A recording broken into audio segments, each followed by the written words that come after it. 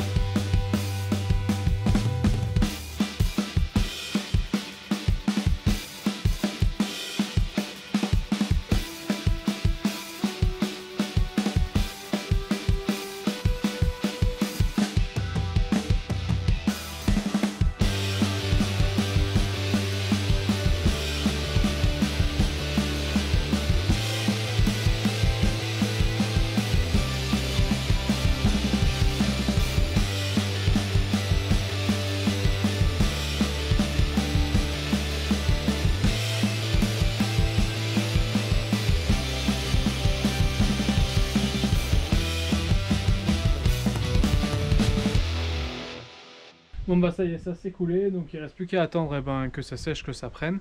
Et puis après je vais pouvoir attaquer le premier rang de celui-là. Et du coup j'ai pas fait le premier rang du mur au fond là-bas, le petit mur. Donc je vais faire les deux premiers rangs en même temps, puisqu'il faut faire du ciment, donc comme ça je fais qu'une fois les deux premiers rangs. Et puis après je pourrai attaquer à monter jusqu'au 6e rang les deux murs, et puis couler tout en... Enfin les deux premières parties en une fois, et puis les deux deuxièmes parties après...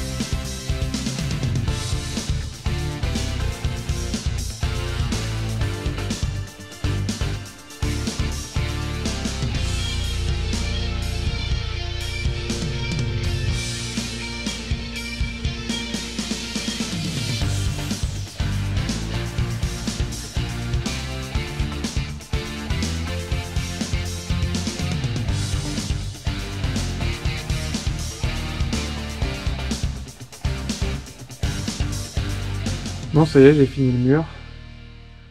Donc celui-là, il est bon.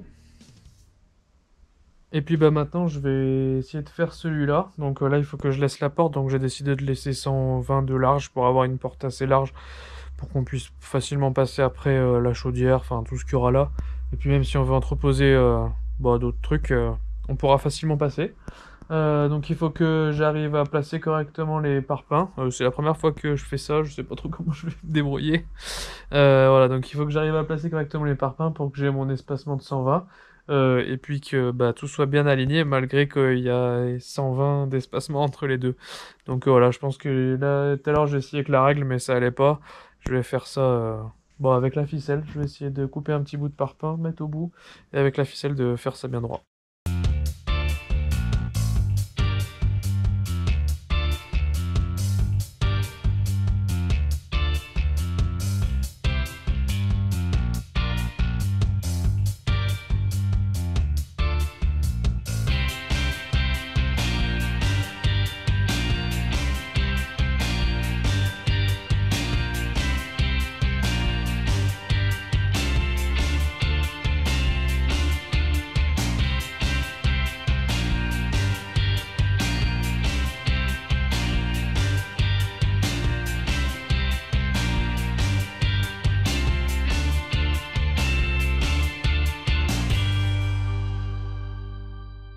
Donc je me demandais comment j'allais faire, mais en fait je pense que je vais continuer à monter le mur sans les ferrailles, en fait, sans les ferrailles verticales ni les horizontales, pour pouvoir faire toutes mes découpes côté mur de la maison, parce que c'est vraiment... Enfin je m'embête à suivre parce que ça m'évite de coffrer après, parce que c'est chiant pour faire tenir le coffrage et tout, et puis plus c'est proche, moi après le béton quand je remplis il coule.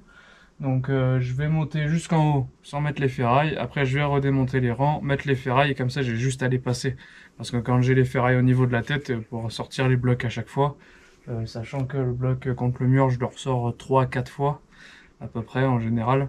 Voilà, ça fait pas mal de boulot et là ça m'évitera de me fatiguer pour rien surtout.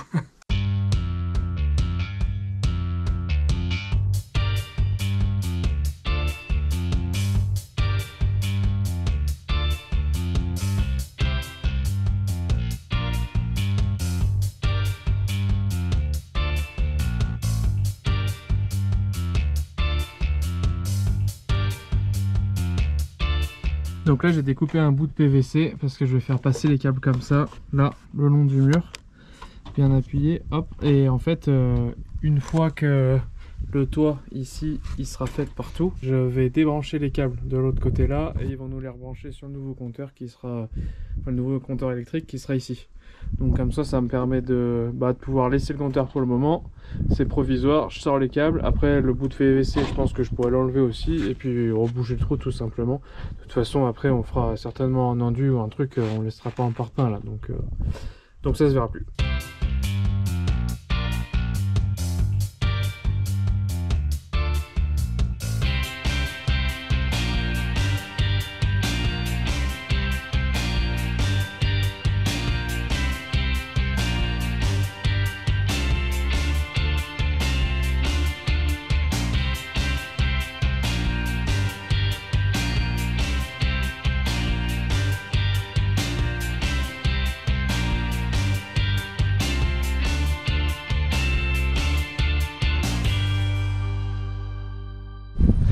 Ce côté ça fait beau sur la caméra, vous avez dû vous dire, mais il prend tant de temps que ça pour ajuster ça à la perfection. Non mais là c'est facile en fait, et l'autre côté c'est vrai qu'on le voit pas avec la caméra. De l'autre côté il est beaucoup moins évident. Voilà. Bon, ce soir j'aurai pas le temps de couper, même de faire sans faire les ferrailles de ce côté là du mur. Du coup j'ai décidé, je vais faire du ciment prong, donc c'est du ciment rapide, juste avec du sable, donc un peu un mortier, et je vais boucher tous les trous le long pour éviter que ça coule de trop quand je vais remplir de ciment. Donc j'ai ce côté là à faire, l'autre côté à peu près propre de ce mur là, l'autre coin, et après j'ai le mur de derrière là-bas où il faut que je fasse pareil le côté qui est contre la pierre. Donc on voit là, et aussi l'autre côté avec de la maison, donc il faudra que je fasse le tour parce que du coup maintenant on ne peut plus passer. Donc je fais toujours mon ciment en prong avec de l'eau en bouteille parce que je trouve que ça prend vachement plus vite. C'est pas mal, il n'y a pas d'impureté là-dedans, c'est de l'eau de source de montagne d'Auvergne en plus, donc c'est vraiment du coin. Donc voilà, c'est du local, et il faut vraiment faire du local.